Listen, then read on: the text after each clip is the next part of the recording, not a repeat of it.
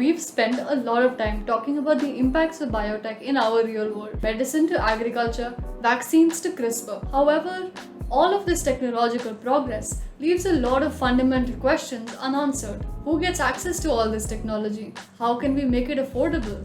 And how will scientists even begin conducting trials? This is where bioethics comes into play, that guides our understanding and application of scientific advancements. Stay tuned for our interview with bioethicist Dr. Paul Wolpe, and be sure to check out his TED Talk too. How would you describe your specialization in a way that teenagers might be able to understand it or relate to it better? Sure. So, because medicine and life science look into and manipulate the most fundamental aspects of what it means to be a living being, because all of that is so fundamental to what it means to be human, it raises a lot of ethical challenges. Challenges about what we should and shouldn't do, challenges about inequality and how we do it, challenges in who has the right to make the decision about whether we change fundamental things about being human. Bioethics has been around for thousands of years, but in its modern form, it arose after World War II and after many of the atrocities that happened by the Nazis. And now there are international bioethics societies, there are meetings, international meetings, where we try to negotiate some basic principles of how we're going to treat each other and what kinds of manipulations like the life sciences should and shouldn't do. What exactly do you mean by the word ethics, at least in terms of science? So the way I define ethics is how we actually determine and express our values in the world. Every decision we make, even trivial decisions, are expressions of our values. And so the decisions we make about how we treat people medically, about how we think about the kinds of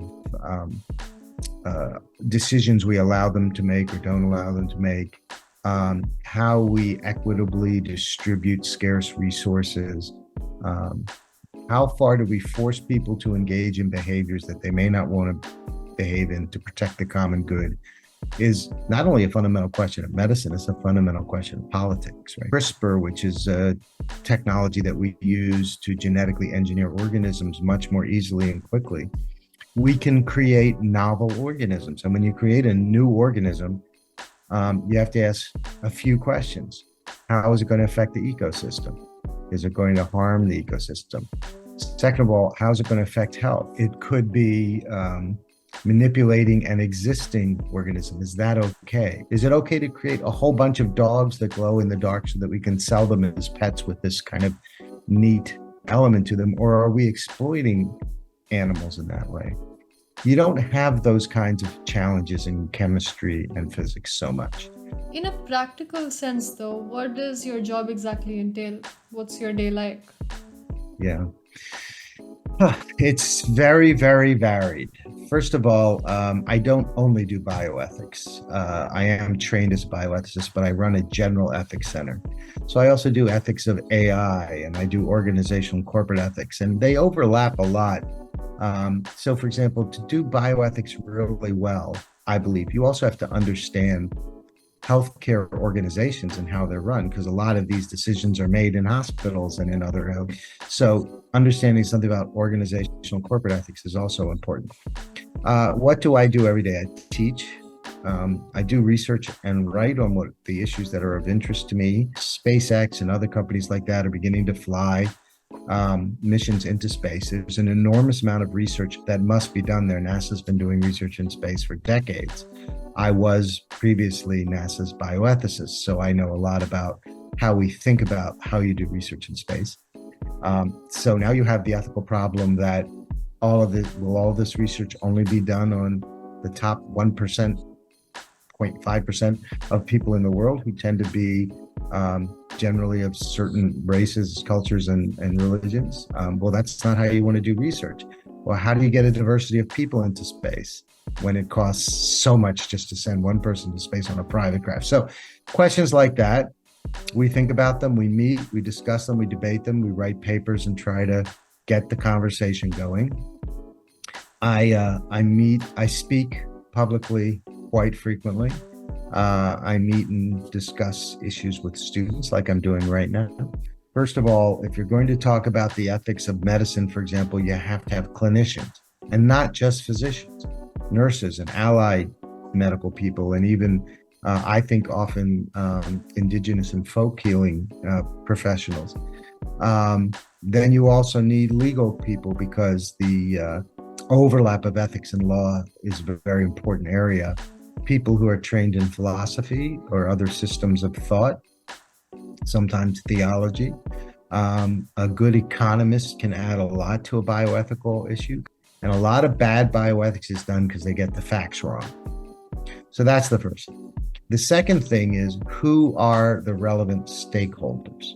Part of the problem with bioethics in the past is they left out groups who had important things to say and were affected by what was being discussed. Most ethics centers in the United States are bioethics centers. What exactly was your path like towards entering such a specific field of science and ethics and all? Yeah. Do most people start off knowing that this is the area they want to enter, or is it just a process of discovery? It's changed. It has really changed. When I got into bioethics, most people didn't know what it was. When I would tell people I was interested, they have no idea. There were no degree programs. You couldn't go and get a master's or a PhD in bioethics. But over the course of my career, that has changed profoundly. Now in the United States, we have something called the Association of Bioethics Program Directors. But just of the ones that do qualify, we had over 90 members, which means there are at least 90 major bioethics programs in the United States. So it's a very, very different landscape today than when I got into it. The demand for this kind of thought is just getting greater and greater. How would you convince a student of my age to perhaps enter this field? How would you sell the subject, if I was to put it that way? Here's the thing about bioethics. There aren't that many jobs outside of academia for bioethics itself. That is, if you want to be a full-time bioethicist, you're really, and you don't want to be a professor, you could be a clinical bioethicist. Many hospitals have full-time clinical bioethicists. So if you have a clinical bent, if you want to deal with patients and doctors and their problems they have together, then that's one thing. Then I would say go for it. There's going to be a lot of demand. If you're more interested in these questions on a level of wanting to understand and debate and resolve bigger questions, more and more having that skill is highly desirable as you move through other kinds of professions. I think it's a wonderful thing to do, to add a really powerful skill and a way of critically thinking about your field, whatever it is. The three most important things are find a good program, find a good mentor, and figure out how you're going to fit this into your career path.